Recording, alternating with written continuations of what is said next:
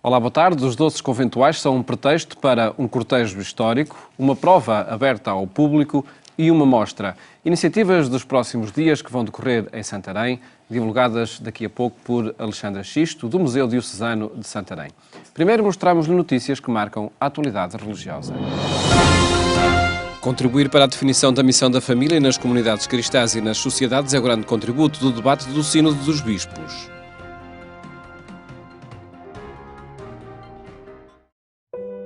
O acesso à comunhão num segundo casamento é apenas uma das muitas questões em debate no Sínodo dos Bispos. Por esta sala passam muitas opiniões, vindas dos vários continentes, que dão contributos à descoberta da vocação e missão da família na Igreja e no mundo contemporâneo. É esse, afinal, o tema que convocou todos os que participam nesta Assembleia. Há já um conjunto muito grande de preocupações que marcam 3 ou 4 coisas, talvez não sejam as mais mediáticas, mas na verdade há uma maior atenção ao dinamismo e ao protagonismo das famílias dentro da Igreja. Ou seja, é muito fácil, se calhar, explicar às pessoas o que é uma vocação de um sacerdote, porque essa vocação corresponde imediatamente ao ministério, que é visível. E houve a preocupação durante estas semanas do Sínodo perceber que as famílias, que também respondem a uma vocação no seio da Igreja Católica, também correspondem ao seu ministério próprio, ou seja, também têm uma missão própria a cumprir no interior da comunidade cristã e da sociedade, testemunhando como tal essa sua missão. Depois, as questões mais sensíveis e também as que têm motivado a atenção dos mídia. Na sala de imprensa do Vaticano ou em qualquer redação, quem acompanha os trabalhos do Sínodo vai descobrindo a possível estratégia de passar de questões fraturantes para debates na especialidade, mesmo sabendo que muitas atenções se fixam aí. É possível que a avaliação final e imediata deste Sínodo seja feita a partir do que se decida ou não sobre a questão, por exemplo, do acesso à comunhão dos divorciados recasados. Neste momento, aquilo que me parece e aquilo que se vai percebendo é que essa questão, ou outra eventualmente mais delicada que possa aparecer, irá ser, por assim dizer, remetida para um estudo mais aprofundado. O Papa, do que se vai percebendo, e até aconselhado pelos participantes no Sínodo, vai querer aprofundar este tema com uma comissão de estudo próprio e perceber do ponto de vista canónico, do ponto de vista teológico, do ponto de vista pastoral, ou seja, das várias perspectivas que a Igreja tem sobre esta realidade, o que é possível ou não fazer. Outra questão é saber se as decisões são as mesmas para todo o mundo ou apenas para uma região. Se é possível definir a mesma doutrina para todos os continentes. Não é propriamente que haja uma doutrina continental, ou seja, não há uma doutrina católica em África e outra na América, nem há uma doutrina na Europa. A questão é, vivem-se as situações de maneiras muito diferentes nestes continentes, para sermos rápidos, e, portanto, dar autonomia às conferências e episcopais para que tenham uma forma de resposta mais adequada à sua região. Mas isto não é assim tão... Vi muita gente ficar espantada e incomodada com isto, mas isto não é assim tão invulgar. Ou seja, se pensarmos na liturgia, por exemplo, é verdade que temos um missal romano, por exemplo, a Igreja Latina, que é igual, mas depois cada espaço cultural tem a sua forma de celebrar. Após 3 semanas de diálogo e debates, o Sínodo dos Bispos não vai terminar este domingo com um conjunto de leis e decisões finais. A Assembleia é consultiva e deixará ao Papa Francisco a decisão de dizer, a partir das conclusões dos trabalhos sinodais, qual a vocação e a missão da família na Igreja e no mundo contemporâneo. E a atenção, acolhimento e discurso positivo com que a Igreja Católica se vai aproximar das famílias. A família carmelita e teresiana assinalou o 5º centenário do nascimento de Santa Teresa de Jesus com diversas iniciativas ao longo de um ano jubilar.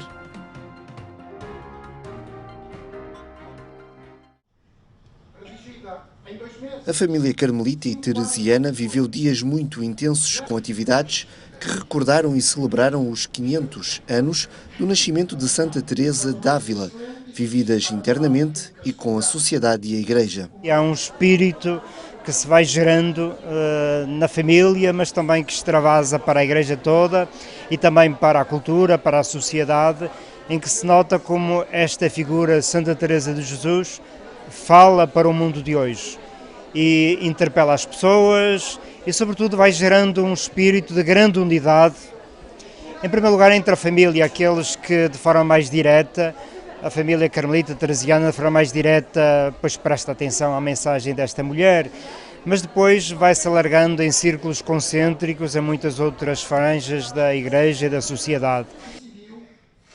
Uma das muitas iniciativas que assinalaram este ano jubilar foi o Congresso Internacional sobre a Reforma Carmelita Descalça em Portugal, no encerramento deste 5º centenário da Santa Mística Espanhola. As conferências têm sido entre oradores portugueses e também internacionais, nomeadamente de Espanha, onde é originária Teresa de Jesus.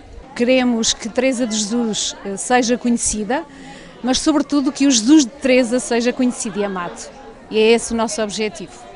O carisma e a espiritualidade de Santa Teresa d'Ávila, para além de padres e irmãs, também se vive e difunde por leigos comprometidos e aspirantes à vida consagrada, que o descobriram nos mais variados contextos. A espiritualidade teresiana para mim surgiu desde muito pequena, porque fui aluna de um colégio teresiano a partir dos meus 4 anos até aos 15, portanto durante muitos anos vivi como aluna esse caminho e essa aprendizagem da pessoa de Teresa. E depois fui integrando movimentos teresianos, o movimento teresiano apostólico, e agora estou neste mesmo colégio como professora e também fazendo parte da direção. Nós vivemos muito intensamente essa vertente solidária, exatamente aquela experiência que Teresa nos dizia de encontrar o centro descentrando-se, não é? Encontramos Jesus no outro, encontramos Jesus nas pessoas que precisam e, portanto, os projetos solidários vão desde as crianças à comunidade mais idosa, todos os pontos onde podemos ajudar. Vi duas pessoas que vivem esta espiritualidade e então foi aí que eu conhecia a espiritualidade de Teresa e fui começando a aprofundar e depois comecei numa série de encontros a participar, encontros vocacionais e então foi aí que eu comecei a perceber e de facto é uma coisa que só o Espírito Santo é que explica, que é este enamoramento imediato por este carisma. Na minha opinião, o mundo neste rebuliço que anda continuamente não tem oportunidade para parar, para pensar, para falar com quem sabemos que nos ama e esta é uma realidade que eu creio que é muito proveitosa ao mundo conhecer e para também nos organizarmos de uma maneira diferente. Foi crescendo com a catequese das nossas filhas a vontade também de aprofundarmos os nossos conhecimentos e, portanto, criámos esse laço com as carmelitas, que foram depois também nossas catequistas enquanto adultos. Vive-se dia a dia mesmo, no trabalho, naturalmente nestes congressos temos a possibilidade de aprofundar, de conversar, de trocar ideias e consolidar conceitos, o que é fundamental para levar a nossa fé no dia a dia e reforçá-la. Um carisma e espiritualidade com 500 anos que continua atual, estimulando os religiosos a darem respostas novas. E os místicos desta família têm esta capacidade de nos ajudar a gerar respostas criativas para os problemas que são novos deste tempo. E estas respostas vão se dando no âmbito mais reduzido, na relação pessoal, no pequeno grupo, na comunidade, mas depois também tem esta expressão em atividades de maior alcance, como são estes congressos, semanas de espiritualidade, estudos que temos feito e publicações que temos dado à luz, ou seja, somos muito procurados para o acompanhamento individualizado, mas também para a orientação de grupos, de pequenos grupos que são células onde se investe fortemente na formação, na vida espiritual e que depois naturalmente geram vida na Igreja. Teresa de Jesus desafia-nos, hoje como há 500 anos atrás, a entrar dentro de nós, a encontrarmos-nos com Jesus e depois desse encontro profundo não podemos ficar calados, temos que o partilhar com outros. E essa é a grande mensagem para hoje.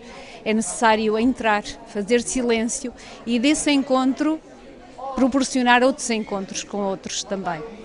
Conferências, congressos, publicações e espetáculos foram algumas das iniciativas que marcaram os 5 séculos do nascimento de Santa Teresa de Jesus em Portugal.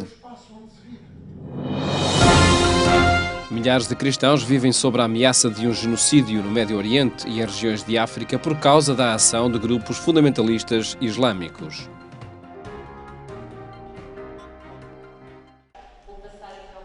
A Fundação Pontifícia Ajuda a Igreja que Sofre divulgou um relatório em que denuncia limpeza étnico-religiosa contra os cristãos no Médio Oriente e regiões de África, alimentada pela ameaça de genocídio feita por grupos islâmicos. O cristianismo estará em vias de extinção no coração de muitas das regiões bíblicas no espaço de uma geração, alerta o relatório Perseguidos e Esquecidos, sobre os cristãos oprimidos por causa da sua fé. O documento aborda o período relativo a 2013 e 2015, identificando situações de perseguição religiosa extrema na Arábia Saudita, China, Coreia do Norte, Eritreia, Iraque, Nigéria, Paquistão, Sudão, Síria e Vietnã. Os testemunhos recolhidos relatam uma geada extremista em nome das pessoas indefesas contra os assaltos do autoproclamado Estado Islâmico. O medo do genocídio, que em muitos casos tem fundamento, desencadeou um êxodo de cristãos, nomeadamente no Médio Oriente e em algumas regiões de África. A Ajuda à Igreja que Sofre, que assinala 20 anos de presença em Portugal, convidou para a apresentação deste documento 3 testemunhas da perseguição. The lights went off, the ceiling, everything was falling on us, and then we realized much later that we had been attacked by suicide bombers. The aim was to completely kill all of us in the cathedral. What happens when there is no work because places of employment have been damaged? What happens in winter when the temperature falls well below zero and there is little or no heating for families or gas to cook? Pendant les combats, les tirs, etc., il y a eu au moins 140 morts dans la seule ville de Bozoum à cause de ces cas. Le travail, justement, consistait à dialoguer avec les musulmans, les chrétiens, les anti-balaka, les Sénéca. O relatório mostra preocupações com a ascensão de grupos militantes islâmicos na Nigéria, Sudão, Quénia e Tanzânia, bem como em relação à perseguição contra cristãos levada a cabo por movimentos religiosos nacionalistas. Os regimes totalitários, incluindo a China, têm colocado cada vez mais pressão sobre o cristianismo, que é visto como uma ameaça, quanto mais não seja, devido ao seu crescente apoio clandestino.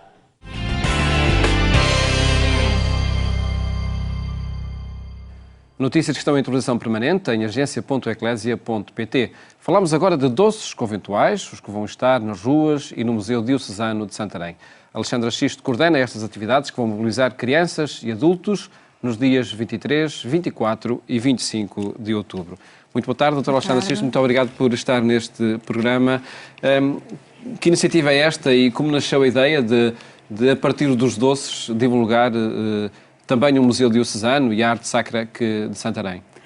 Este ano, baseado exatamente neste tema de identidades e lugares, e assumindo-se o Museu Diocesano como um espaço que agrega espólio precisamente das várias comunidades locais e também tendo como missão a divulgação de 2 grandes figuras de santidade da cidade, Santa Iria e São Frigil, a partir deste mote nasceu a ideia de, ao comemorarmos os 750 anos de São Frigil, envolver a comunidade para conhecer melhor quem foi esta figura. E por isso decidimos então fazer um desfile para que as crianças tomem algum contacto com as ordens religiosas do tempo de São Frigil, não é? Tanto dominicanos, cistercienses, beneditinos, clarissas, portanto, todo o mundo conventual que povoava a cidade e a partir daí também chegar a esta parte mais lúdica dos doces. É um motivo ou é um pretexto para envolver toda a comunidade e acredito que seja também, enfim, uma ferramenta ou um meio fácil para que haja uma participação por parte da comunidade.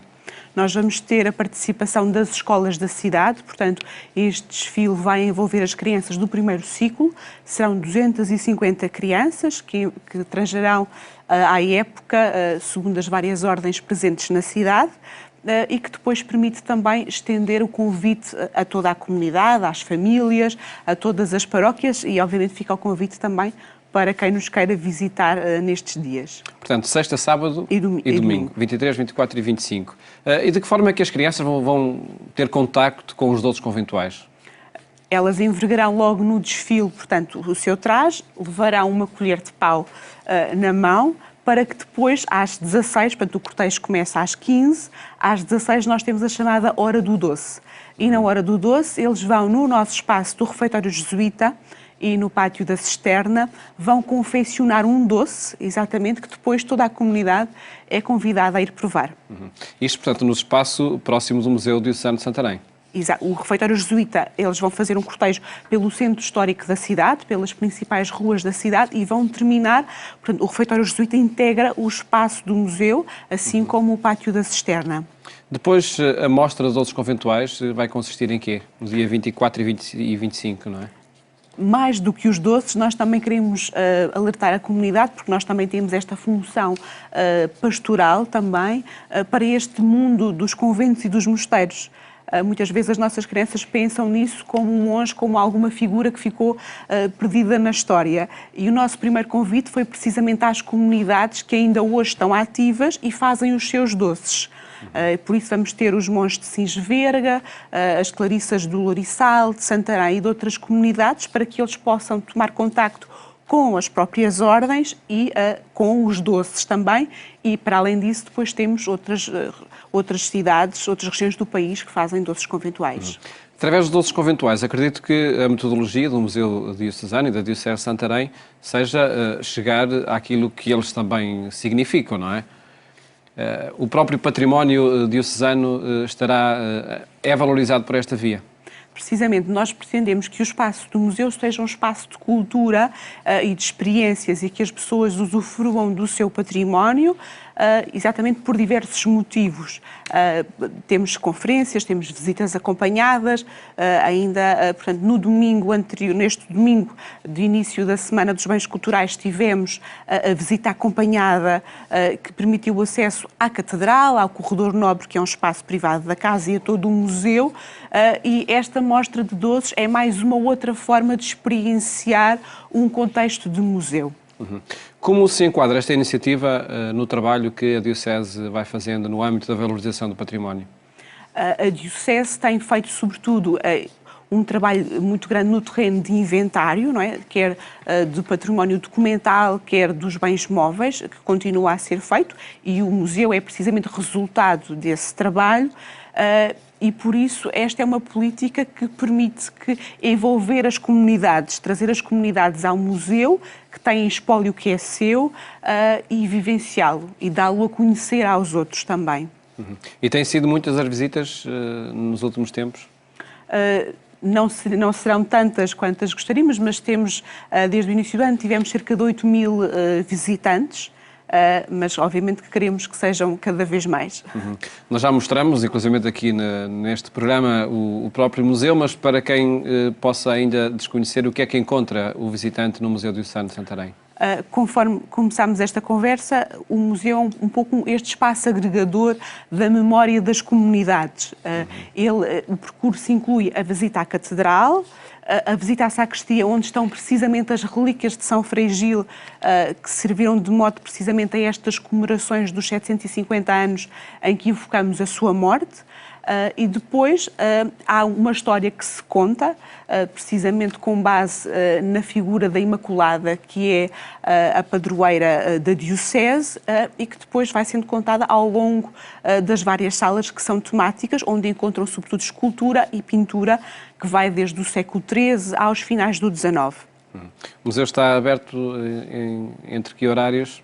O museu funciona todos os dias entre as 10 e a 1 e entre as 14 e as 18, sendo que encerra meia hora antes para a entrada. Fechamos ao domingo de manhã. A porta do museu, tem uma imagem, é mesmo ao lado da Sé Catedral de Santarém, não é? Precisamente. Esta iniciativa, disse há pouco, integra-se nesse Dia dos Bens Culturais, 18 de outubro, não é? Que finalidade tem este dia e em que contexto surge também? Este dia já vem sendo, como será conhecimento de todos, desde 2011, que o Secretariado Nacional vem criando este dia para despertar para estes valores do património para toda a comunidade, e nós, enquanto Secretariado Diocesano, tentamos levar a cabo várias iniciativas para que as comunidades sejam cada vez mais despertas para a importância do património que têm à sua guarda, que é fruto da memória da sua comunidade. Vai ganhando vitalidade desse próprio património com estas iniciativas? Sim, porque as pessoas, há uma pedagogia que se faz no terreno, exatamente, que passa pela segurança das próprias peças, através dos inventários que são feitos, não é? E está completo em Santarém, não?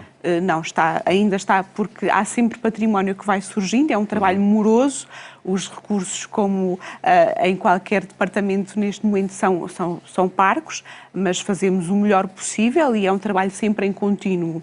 E essa aproximação das comunidades, das pessoas ao património que têm, é uma realidade na Diocese? Sim. Por isso existem também estas iniciativas para que as pessoas, muitas vezes, o património que está no museu até era desconhecido de muitos, não é? E estas iniciativas visam trazer à luz também este património, que é uma forma de o salvaguardar, o dar a conhecer. Uma última referência a outro projeto que creio também está interligado e que gostava aqui de mencionar, da recuperação da própria Catedral. Integra-se também nesse projeto de valorização patrimonial em curso? Sim, portanto, o museu, quando do projeto do museu, no âmbito da Rota das Catedrais, não é? Este projeto foi possível, precisamente, e o primeiro passo foi recuperar o interior da Catedral, que hoje está disponível e continua a ter culto, obviamente, mas também tem esta vertente de visita. Um conjunto de projetos que recuperaram e valorizaram o património na Diocese de Santarém e que agora, enfim, podem ser visitados no âmbito deste cortejo, mostra e prova dos 12 conventuais que decorre nos dias 23, 24 e 25 em Santarém. Dr. Alexandre, muito obrigado por ter estado neste programa. Felicidades também para o trabalho que vai desenvolvendo e felicidades pessoais também neste momento. O programa Eclésia fica por aqui. Mais logo pode ouvir o programa Eclésia também na rádio, na Antena 1, quando forem 22h45. Votos de boa tarde. Até amanhã, se Deus quiser.